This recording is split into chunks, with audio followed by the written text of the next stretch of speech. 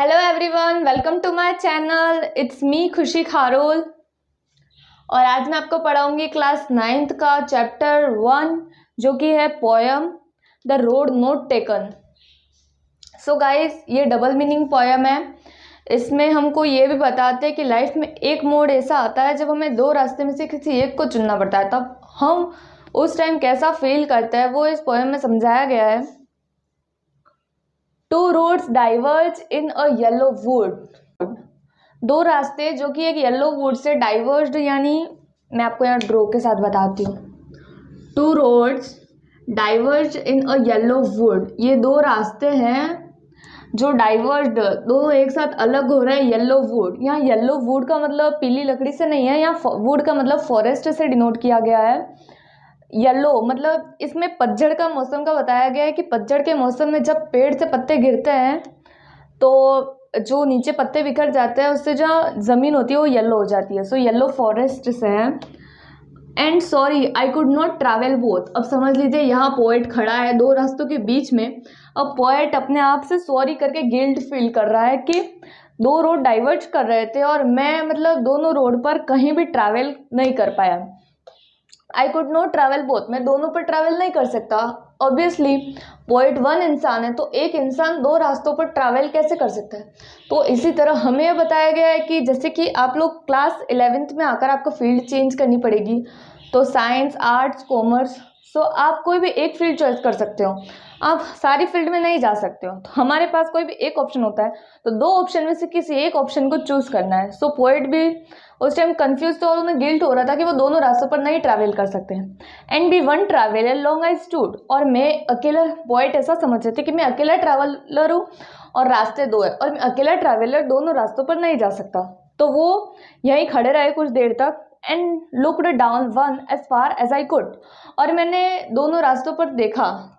सो आप मुझे मतलब मैंने बोल रही मतलब पोएट का समझ लेना।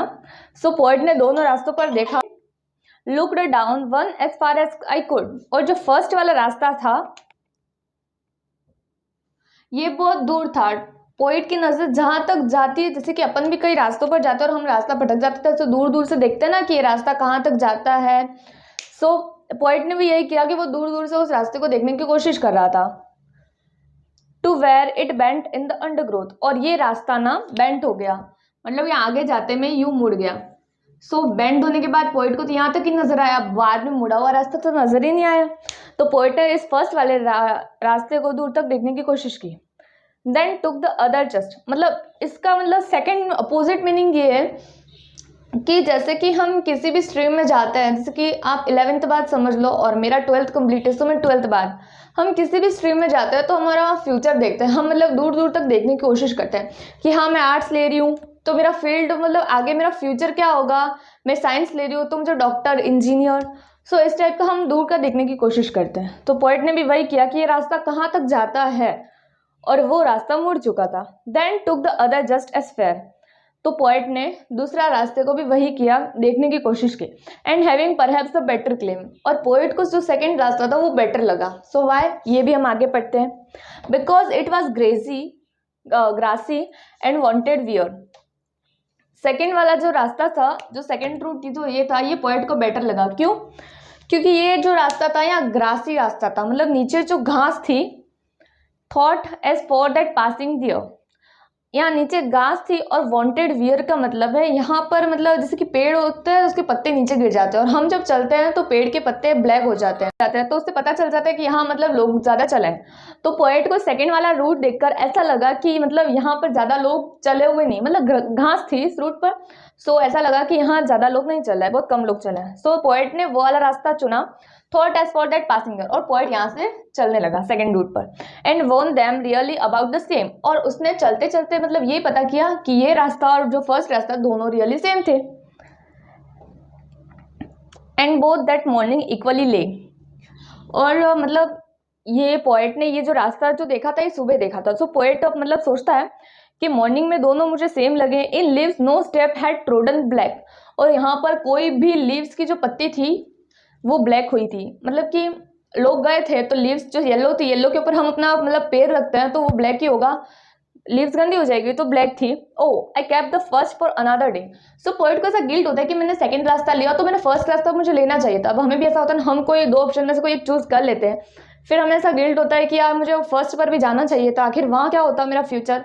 सो पोएट को भी ये गिल्ट होता है, oh I kept the first for another day. So poet को ये गिल्ट होता है कि काश मैं जो फर्स्ट रास्ता है उसको अनदर डे, दूसरे दिन वापस क्रॉस कर पाता।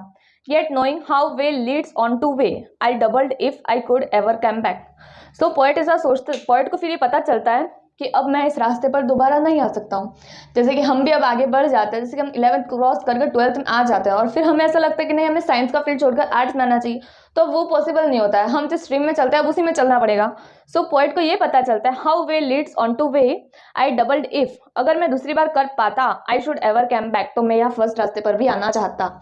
सो इस पोएम का डबल मीनिंग है। इसके आगे की पोएट्री में लिखती हूँ। आगे की पोएट्री ये, I shall be telling with a sigh, somewhere ages and ages hence, two roads diverge in a wood, and I took the one less traveled by, and that has made all the differences. So poet इसमें ये कहना चाहता है कि अगर दो options में से अगर किसी एक फील्ड में हम चलना चालू करते हैं तो फिर वापस उसी जगह पर आकर हम दूसरे ऑप्शन को नहीं चूज कर सकते।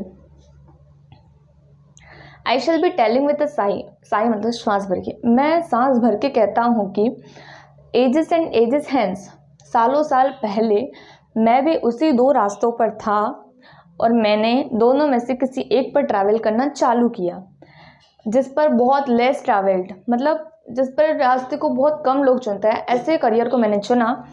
And that has made all the differences, और उसी वजह से आज ये सब डिफरेंसेस है। सो पोएट ये कहना चाहता है इस पोएट्री के दौरान, रॉबर्ट फ्रॉस्ट, कि हमें किसी एक ऑप्शन को चूज़ करके उसकी के ऊपर कंटिन्यू चलना चाहिए। एंड आई टुक, और पोइट ने मतलब उस टाइम ऐसा रास्ता चुना जो बहुत कम लोग चुनते हैं। सो इसका मतलब पोइट से है, सो पोइट ने वो रास्ता चुना जिसको बहुत कम लोग चुनते थे उस टाइम पे। सो वो था पोइट का, मतलब कवि बहुत कम लोग बनना चाहते थे उस टाइम पर, फिर भी पोइट ने ये सब करके जिसको कम लोग चुनते हैं ऐसा करियर को चुनकर आगे ट्रैवल्ड किया। और पोइट के सामने मुश्किलें भी आई, लेकिन पोइट ने उस मुश्किलों का सामना करके आगे बढ़ते रहे। सो पोएम हमें यही सीख देती है कि कभी भी दो ऑप्शंस को चुनने से पहले हमें ध्यान रहना चाहिए कि कोई भी गलत ऑप्शन हम नहीं चुन ले। So thanks to watching this video. और हाँ, इसका जो राइटर का नाम है एंड पोइट का नाम है वो आप मुझे कमेंट में कर दीजिएगा कि क्या पोइट का नाम था, सो आपको भी एग्ज़ाम तक याद रहे। Okay, thank you.